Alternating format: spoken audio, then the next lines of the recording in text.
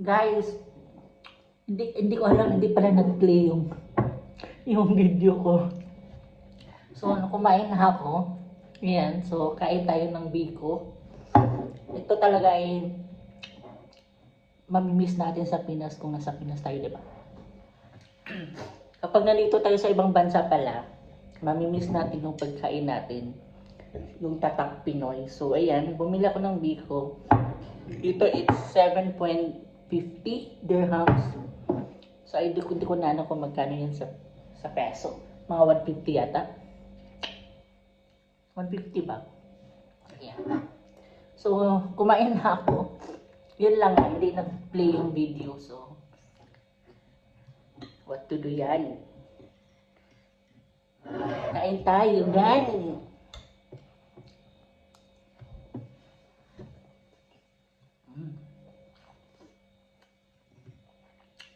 So guys,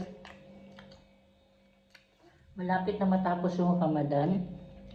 So malapit na din yung maliligayang araw natin na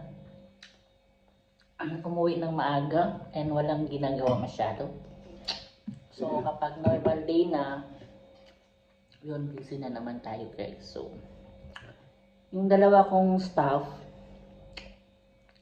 yun, ngayong araw na ito magbabakasyon na sila. Yung isa uuwi ng Sri Lanka, tapos yung isa magbabakasyon sa Egypt. Ayun. So 2 weeks lang mawawala. Hindi ko pa alam kung sino yung mga ibang magbabakasyon. Kasi may ano kasi kami ng 4 days na holiday na walang pasok.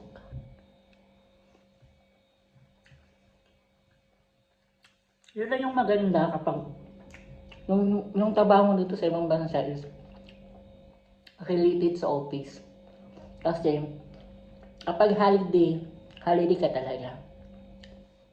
At ibibigay talaga yan ng company. Pero kapag nasa food industry, dati sa sa coffee shop, may holiday naman kami kasi hindi namin nakukuha agad. Ibibigay sa ibang araw. Hindi sa mayroon naman mismong araw talaga ng holiday, pero hindi mo siya makukuha as straight. Kumbaga, bibigay isa-isa sa'yo. Kasi, yun yung time na busy kayo eh. Kapag nasa food industry ka, lalo na sa mga hotel, restaurant, yan, coffee shop, lalo na kapag mall, yan, kapag mall talaga, hindi yan ibibigay sa kanila yung mga holiday dito. Saka pala yan ibibigay kapag tapos na yung holiday kasi yung busy na holiday. Nung tayo ng Mountain Dew. Lupa to siya guys. Zero sugar. And then, ayun. So kapag nasa office ka, kapag holiday talaga yung government dito, pagkatapos ng Ramadan, ayan, holiday din, close din yung office namin. And kapag Big Eid naman, mayroon ding 3 or 5 days na holiday. Pero depende yan kung anong araw yung matatapatan ng holiday. So ngayon kasi tapat sa amin yung off namin ng Saturday. So parang 2 araw lang yung magiging holiday namin. Kasi regular namin is off namin is Saturday. So, ayan. So, medyo matamis siya, guys. Pero masarap siya in fairness, Kasi, minsan nakakabili ako ng biko na hindi pa masyadong luto yung kanin. Yung medyo matigas-tigas pa kapag kakainin mo siya.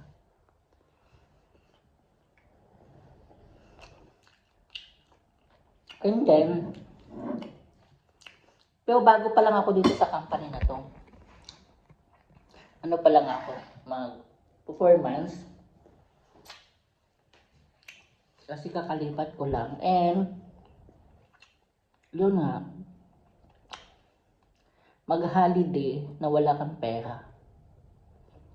Kasi, walang natira sa sahod ko. And, siyempre, mayroon akong binabayaran, bahay, pagkain ko pa, and then Yun, pamasahe ng bus card, ng ano, tawag nito, unlimited, and ano pa, ayun, and pinipray ko na paano ako makakasurvive ngayong buwan tsaka next month. So, 2 buwan, kailangan kong wala talaga, negative talaga ako sa sahod ko. Ngayon, tsaka next month na sahod. As in, it's almost empty. Wala talagang matitira, guys. Kasi,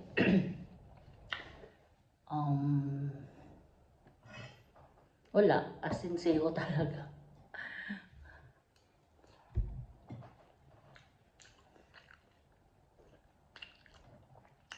Wala talaga. And, alam mo yung parang, naging ano ako ngayon, parang, gusto ko nang umuwi ng Pinas. At magnegosyo na lang ng tindahan. Kaso walang ipon eh. Walang ipon, may utang pa na binabayaran. And di yata ako makaka-uwi ng Pinas or makakabakasyon next year. Kasi guys, plano kong tapusin lang yung 1 year dito sa company kasi sobrang pagod. And yung meron akong mga excess time na hindi bayad. Ito lang yung company na to na yung excess hours mo hindi binabayaran. Kumbaga naka-fix yung sahod ko dito. Hindi katulad sa ibang company ko na dati na sino-join. Kapag nag-excess ka ng oras, overtime na yun, bayad na yun. Meron ka ng bayad man siya, pero yung iba din hindi siya bayad, pero meron kang offset na oras na meron kang ganitong oras. Kumbaga, pwede kang late pumasok, kukunin mo yung mga oras na nag-overtime ka nun. Yung sa coffee shop naman, kapag merong excess ka ng oras, sample meron kang 5 hours na excess. So next week, pwede mo yung kunin ng 1 araw o 2 araw, at 1 oras, 2 oras, pwede din na late ka papasok, pwede din na maaga kang uuwi, kukunin mo yung, example kung meron kang 5 hours, kukuha ka ng 2 hours doon, and maaga kang uuwi, so meron ka pang 3 hours na natitira. So, and the next day, pwede mo din yung kunin para maging zero na yung excess hours mo. And then, yun, dito, hindi. Meron akong excess hours, lalo na kapag pupunta kami sa dessert, tapos na yung duty, tapos pinapapatawag ka nila, siyempre pupunta ka talaga doon. Kahit nasabihin mo na, tapos na yung duty, ganyan, hindi naman yan sa kanila. Wala lang sa kanila yan eh, kapag yung time na yun. So, yun lang yung nakaka-disappoint dito, na hindi ka naman nagpunta dito for free yung time mo. So, ayun, plano ko na umalis ako. So, magwa 1 year ako by November.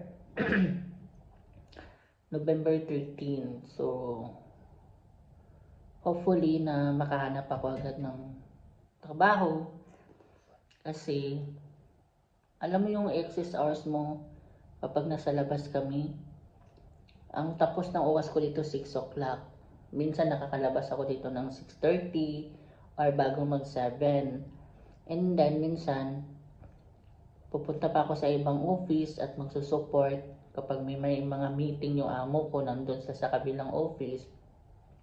Nandun din ako. And then kapag nasa labas naman yung amo ko, saan po pupunta ng dessert sa camp, kasi meron lang sariling camp. Yung camp na yun guys, malayo siya dito. Sa diserto yun eh. Ayun, mag-ano sila doon, magtsatchay, kakain, magsasayawan, ganyan. So, minsan madaling araw na matapos yung party doon. Usually, gaganap yan kapag tinglamig. So, ngayon tinglamig dito.